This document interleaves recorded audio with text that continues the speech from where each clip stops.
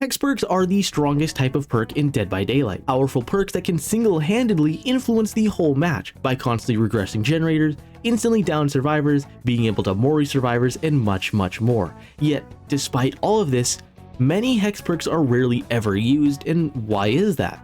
Well, in today's video, I'm going to explain why hex perks aren't used anymore and how they fell off. Hex perks were introduced all the way back in 2016 with the release of the Hag. Hexes are meant to be powerful, game-changing perks at the cost of being tied to an object that randomly spawns around the map. And this right here is what makes hex perks somewhat unviable. In any competitive game or setting, consistency is key to winning, and hex perks are the complete polar opposite of that. Hex perks are designed to be completely random, and this is one of the factors why nobody uses them. Out of the 15 hex perks in the game, 11 of those perks can be cleansed before the game even starts, or they get any value really. Since cleansing a totem only takes 14 seconds, if your totem spawns on the opposite side of the map, there is nothing that most killers can do to stop it in time. So then, for something this random, surely the power you get out of it must be incredibly strong and amazing, right? Well, about that, most hex perks are, on paper, incredibly strong perks. Being able to block every window instantly when a survivor vaults, being able to instantly down survivors, block pallets, make skill checks silent, regress generators, and so much more. All of these powers sound so strong and powerful.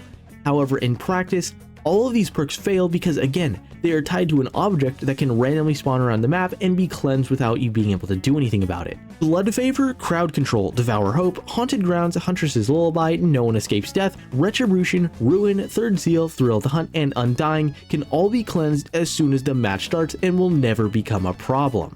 You want to know what's really funny? Out of the 4 remaining perks besides 2 Can Play, which is horrible and I'll talk about that later, these 3 perks are phenomenal. Face the Darkness, Plaything, and Pentimento are amazing perks that actually see value on a lot of killers and have a lot of viability. However, besides 2, the rest of the hex perks are all very niche. The only 2 good hex perks besides the 3 I mentioned are Noed and Ruined. No One Escapes Death, or Noed, has always been a clutch perk, designed to get a couple of last second downs before the game ends, but of course can be cleansed before you down anyone or before endgame even starts. Since if you cleanse all totems before the final generator is powered, it won't have any totems to apply to. Or after the nerf, now over time, Noed will just spawn giant neon sights telling you to cleanse it and show you directly where it is. Sure, the buffs you get are amazing and it can definitely come in clutch, but the fact that it only works during, say, the last 3 minutes of the game at most, while being able to be prevented and easily taken care of, makes it somewhat hard to use compared to other perks. Then there's Ruin, which was one of the most popular perks in the whole game, and in my opinion, the most balanced generator regression perk the game has ever seen. At 200% speed, Ruin was an actual threat, but could be taken out at any point if survivors found the totem and cleansed it, which could be 20 seconds into the match if a survivor spawns right next to it, or sees it near a hook or a gen in the middle of a loop, etc. Now that Ruin is only at 100% regression speed, it just doesn't compare to the other perks, which regress more faster and are 200 times more consistent than it. So then what makes Face the Darkness, Plaything, and Pentimento so good?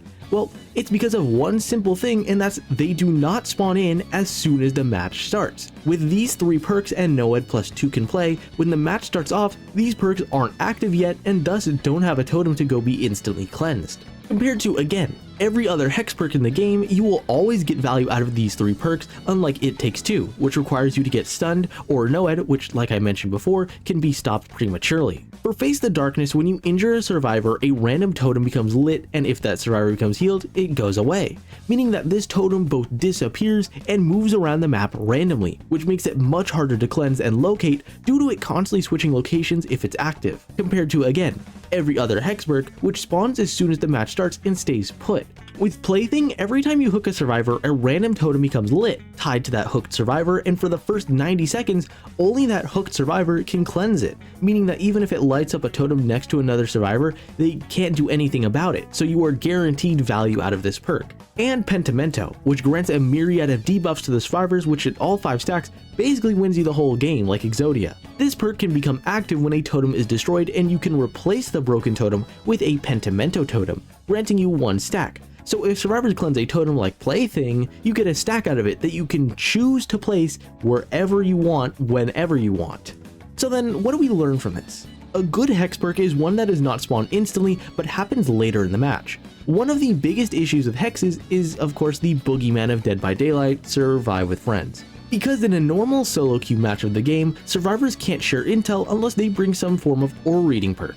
Let's say Survivor 1 finds a lit totem here at Shack. In solo queue, he is the only player that knows this, and if the killer sees that, the killer will probably focus on them more because only he knows where the totem is and wants to defend it. However, in Survive with Friends, the players are a hive mind of information. As soon as one survivor knows where the totem is, all of the survivors know where it is. This is another reason why nobody uses hexes, because with the Survive with Friends, they are literally undefendable. It's a dead perk. If you're in a chase with someone who ran by the totem, how can you stop the other survivors from possibly running in and cleansing it when they haven't even been to that part of the map but just know that your Devour Hope is there? Not to mention how many ways there are to reveal totems now: Detective's Hunch, Counterforce, Small Game, or Breeding a Map. Sure, none of these perks are meta because hex perks aren't meta, but if something like Ruin Undying meta was back, these perks would be used super often, much like how Calm Spirit was meta when Ultimate Weapon was very good. Then we get to the actual perks themselves, and most of them are just very mediocre or heavily outclassed. Sure, they may have very unique status effects like making it so pallets get blocked nearby when you hit someone, or making skill checks silent, but compared to the meta consistent perks, they're not only hard to use, but incredibly risky. Let's look at Ruin for example. With Ruin, generators will automatically regress at 100% speed whenever they aren't being worked on. 100% speed is super negligible and slow. For context, it takes 4 seconds at 100% speed to lose 1%. So when you compare it to things like Surge, Pop, and Pain Res, it's just not worth it.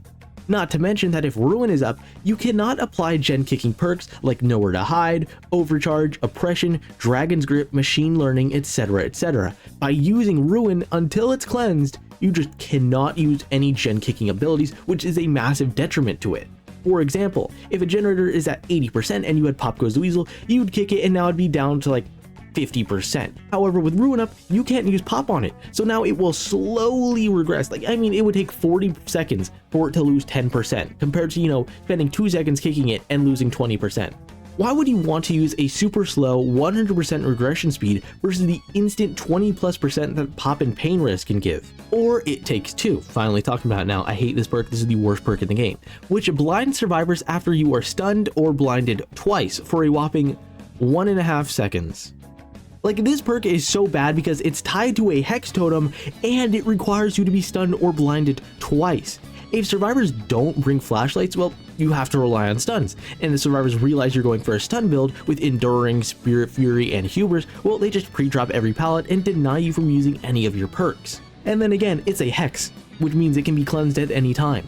Haunted Grounds is good, but once it's cleansed, all survivors will play super stealthily and cautiously until the exposed effect is gone. So you might not even get any value out of this perk, because as soon as they see that exposed status effect pop up, well, they'll just hide in a locker, run to Shack, somewhere super safe, or hide in the corner of the map, etc, so you can't hit anyone and get the exposed value. And yes, there are perks to help your totems stay alive. Hex, Thrill of the Hunt, and Undying, which makes your totems take longer to cleanse and acts as a shield for your other hex perks respectively. But at that point, you're wasting 2 perk slots for something that takes 14 seconds to get rid of forever. My point here is that for many of these perks, there are just objectively much better options. Crowd Control is cool, but compared to Bamboozle, which also gives a vault speed boost and lasts for the whole match, it makes Bamboozle much better.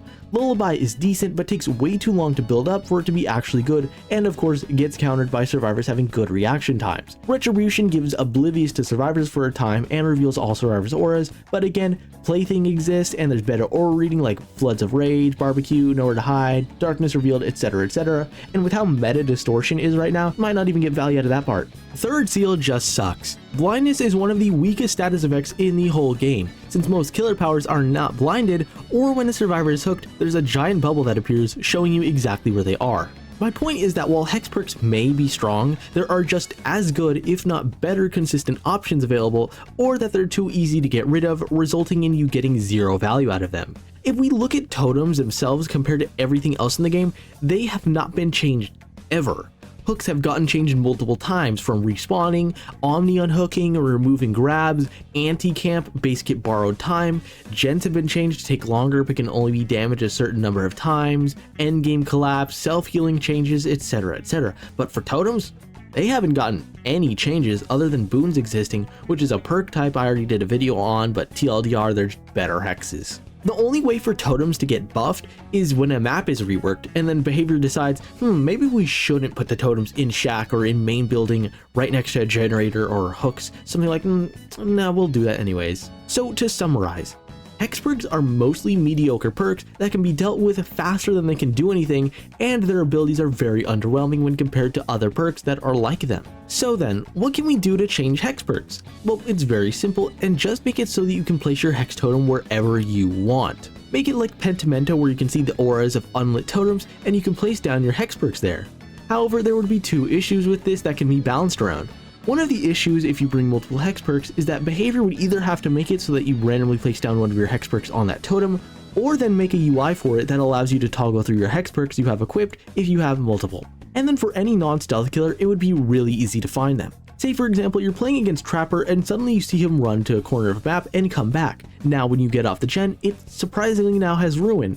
It would be pretty easy to deduce where the hex totem is now, but at the same time it would incentivize players to do dual totems more, since the only reason to do them now is to shut down Noed. The last time a hex perk was actually meta was probably the Ruin Undying meta, but now that Ruin is so bad, it's not really worth using it at all. The only good hexes left being the 3 that I constantly mention because they all have killers that do great with them. I don't have anything else to say other than subscribe and follow me on Twitter or Twitch, since I want to start streaming Monday through Thursday 1 to 4 PST. But other than that, take care of yourselves and have a damn good one. Peace.